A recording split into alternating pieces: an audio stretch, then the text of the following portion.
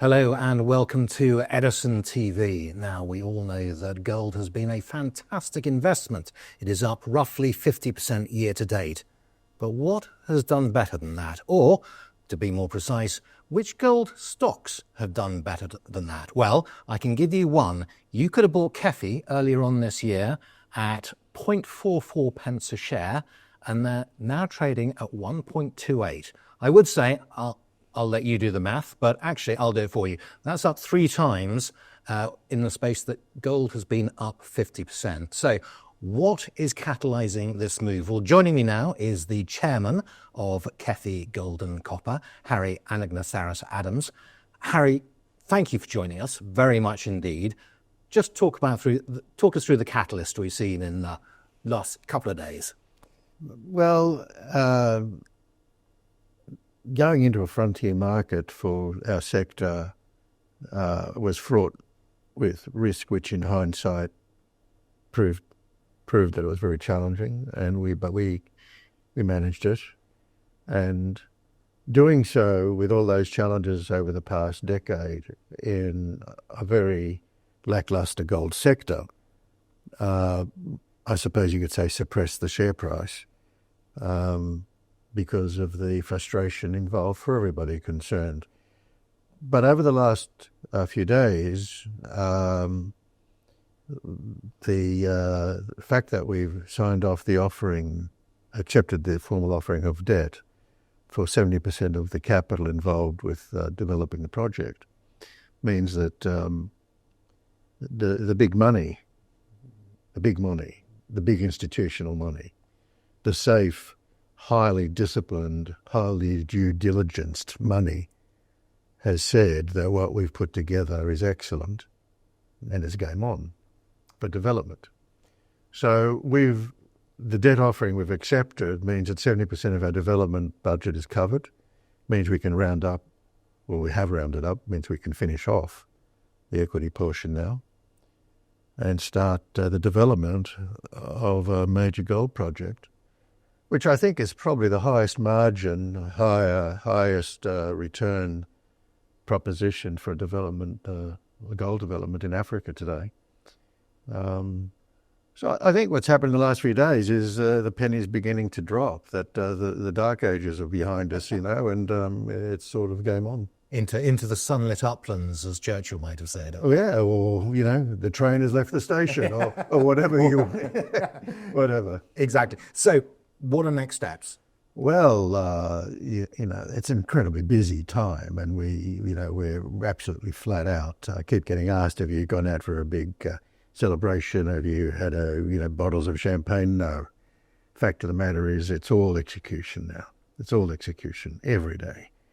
From the site, where the managing director has hosted the construction people out at site, for them to prepare themselves to mobilise, checking everything, all very happy, all very raring to go, to the lawyers in the hustle and bustle of the city of London, beating the hell out of each other over the final details, all ready to go, to the banks, basically now that they've signed up, they really just want us to get on with it so I can make money and get on with it.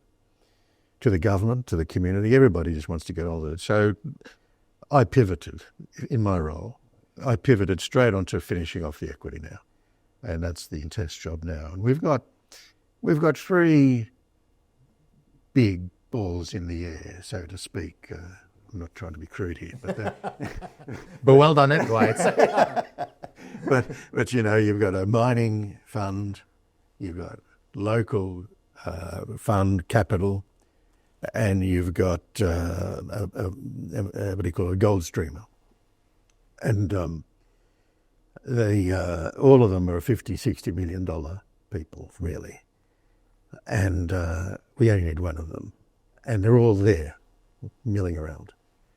And can you scale them back a third? Yeah, we can. Are they not up for that? Some of them are not so egocentric that you can't massage it a bit, But you couldn't until we nailed down the debt. The bank, and then you nailed that down. That's, having nailed that down, we now have to nail down of those three parties.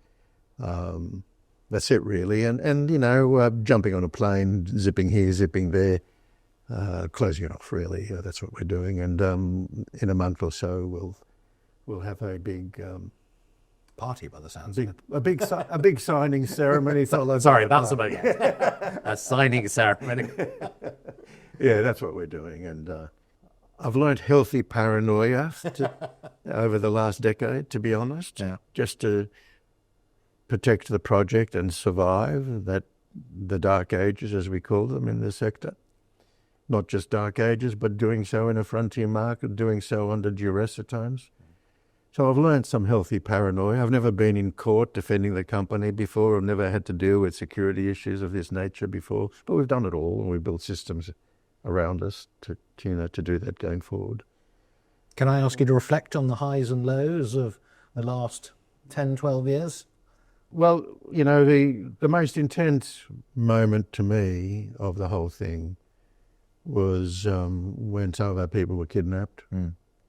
And we took 2 months to talk them out, basically. We couldn't use money. If you use money, You're on a slippery slope. You're being set up as an ATM machine. Yeah. And you can't do that. And it took 2 months. And that was intense. Talking about human life is a different category of management altogether.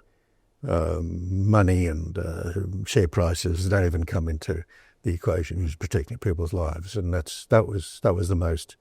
was my low moment, if you like. But we did it all very well, and we learned from it, and we're a stronger company for it, if I could put it that way, and never again, and it's been managed properly.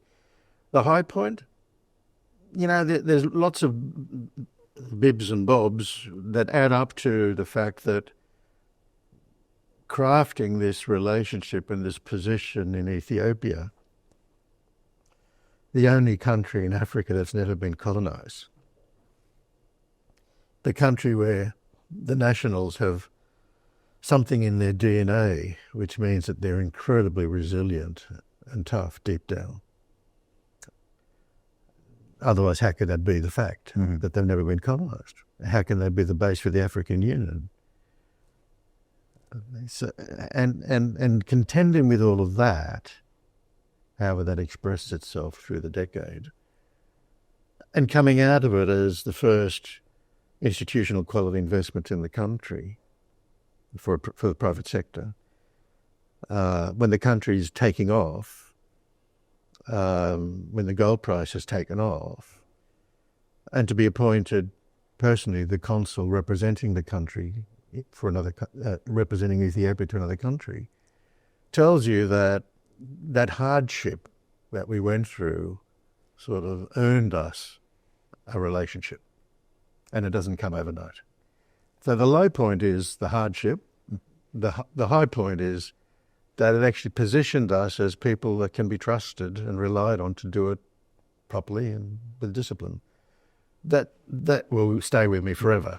The rest of it is execution, money, all the things that one does to run a business. But those are the two summary points I'd take from the last decade. I've been a very bad husband. I've been a very bad father.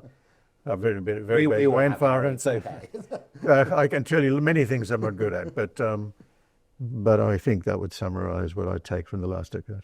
And tell us a little bit, what's the operating environment like now in Ethiopia? Well, it's a buzz. The country's going whooshka. Big IMF, World Bank development push. The political leadership has discovered the world of private sector development. It was all public sector development until some years ago. And the fact that you can see now deregulation of the capital markets, floating of the currency, all sorts of things that are happening. It's like the tiger economies of Asia in 1990. They took off. That's what's happening. There's a gold rush. I'm told 14,000 excavators have been bought in Ethiopia with people rushing off into into the back blocks to dig for gold. It's like a gold rush. It is a gold rush. But all I can say is that the sort of the initiation of the previous decade has prepared us with our eyes wide open, with systems, with controls, with relationships, which means that there's no naivety left in the beast. It's all eyes wide open, well disciplined, strong, and I've fallen in love with the country despite all those hardships. A bit like a marriage, really, isn't it?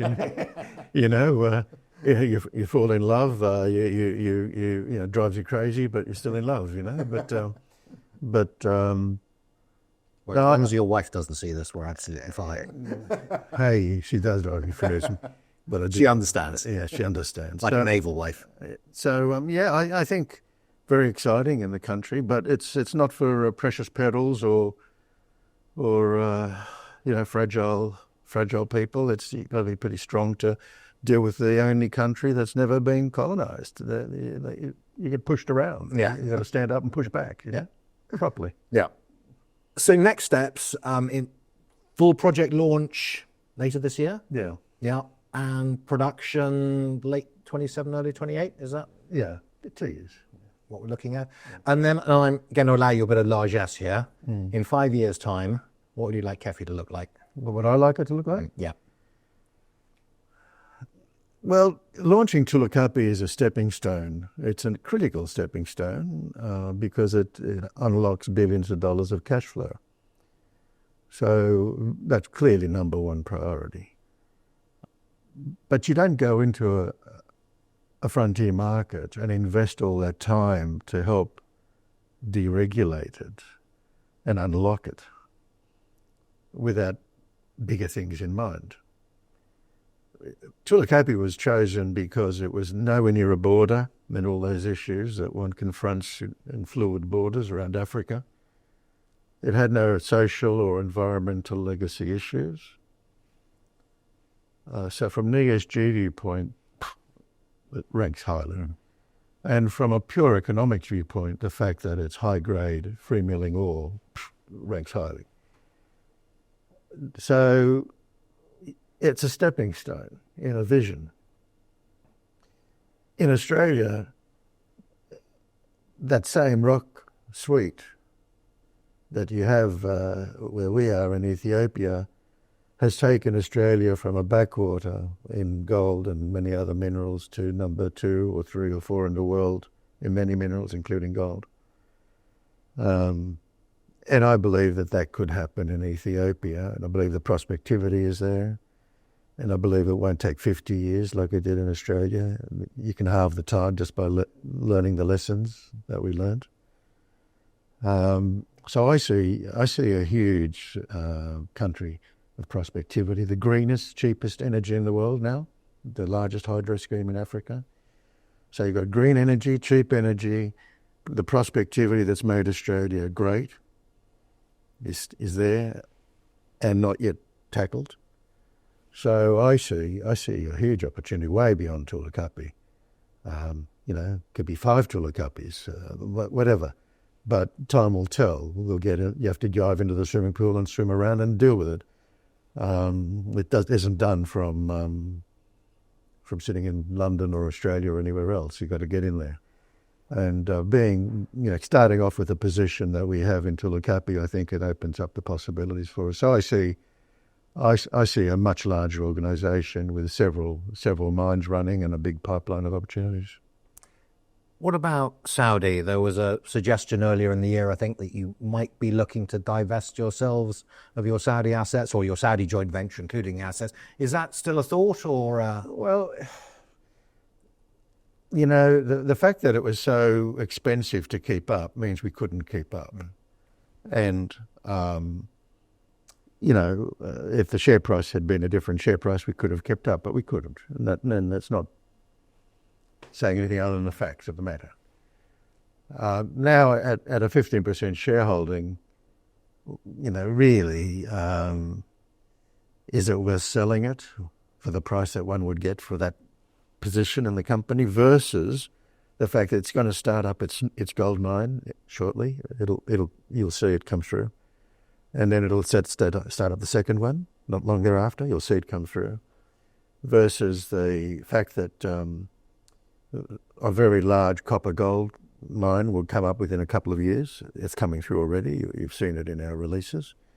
So you've got this huge pipeline coming through, a very good relationship with our partner, and we can change the mix between different projects as we go forward. You take more of this one, we take less of that one, that sort of stuff. It's a very healthy, whatever makes sense commercially. Yeah. I think that, we'll no longer be in a position where it's painful to keep up. We'll no longer be in a position where we can't afford to be in two areas. And in fact, I think the opposite. I think it will be relatively easy to keep up. It'll be important to have two legs to the stool rather than just one. And there'll be opportunities to increase our beneficial interest in one project or another as we work it out with our partners going forward. So I'm no longer bugged by it. If the sector had stayed suppressed, would have been a headache, but it's not a headache now. And I think we should just play it out properly. The fact that we put the spotlight on it worked. Frankly, it flushed out all sorts of third parties with all sorts of ideas. It put the pressure on the system to, lay out all that choices internally, put pressure on internally as well. And we overhauled management. We brought the projects up a few notches. So it was a healthy pressure to apply to our situation, and we're better off for it. But the most important thing is that there is no pressure on having to make a decision now, and we should just optimise it with our partner. And I don't know if that answers your question, but Very thoroughly, I think. okay. One more thing I wanted to ask you about, and you touched on this in your last announcement, but there are also a couple of lithium licenses out there in Ethiopia that you're taking an interest in. The world has changed. It's just, I've spent, it's probably both of us, we spent most of our working lives in an industry which is incredibly poorly understood and looked down upon historically more than looked up to, despite the fact that everything you can see or touch is either grown or mined, more or less, that we've done. And so the political rhetoric today of leadership globally, or country leadership globally, is actually the rhetoric that's always been inside our heads, but it hasn't been popular before. The role of gold in the world and the critical importance of resource security. It's been in our heads, industry heads, but not in political leadership heads or in general populace heads. So what's happened today is that not only has gold reclaimed its traditional role of the last 5,000 years and adjusting itself accordingly, but all of a sudden I think the West has woken up to the fact that China has played them as a fool for decades, I think, and put its foot on resources, but there's a scramble to somehow rectify now. And a lot of those resources are in that terrain of rocks in Ethiopia and in Saudi Arabia. And so it's a huge opportunity. Now, it may be that, we have to be very careful not to distract on our main game, to put the main game on the road.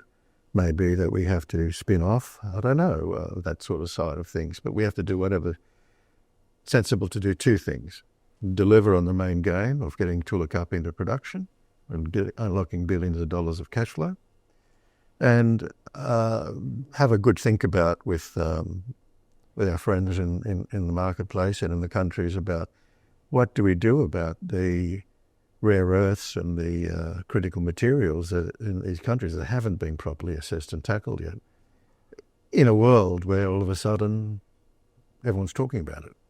So I think it's a wonderful opportunity. It's a bit left field at the moment, but I think, once the show's on the road at Tulu Kapi, we could set up a separate team of people to have a good think about that. Excellent. Harry, food for thought. Thank you very much indeed. Okay. Ladies and gentlemen, that was Harry Anagnostaras-Adams, the chairman of KEFI Gold and Copper. Keep an eye on it. Have a look at it. As I say, shares you could buy for under a halfpenny earlier this year, now trading at about 1.28, up 3 times. And I'll tell you, when gold was down $250 odd, or roughly 5% the other day, one of the only gold counters in the entire world that was higher was KEFI. It's definitely worth a look. We'll be bringing you more such investments in the very near future here on Edison TV. But until then, you have a very capital day.